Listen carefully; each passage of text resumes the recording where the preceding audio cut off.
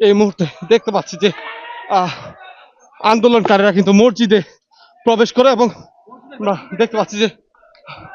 পুলিশও কিন্তু মসজিদের ভিতরে প্রবেশ করে যায় এবং দেখতে পাচ্ছি যে মসজিদের ভিতরে প্রবেশ করেছে এবং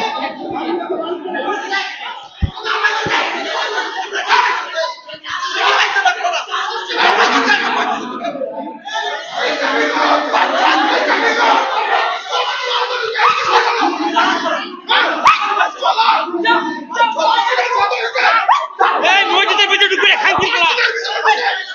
মসজিদের ভিতরে ঢুকবে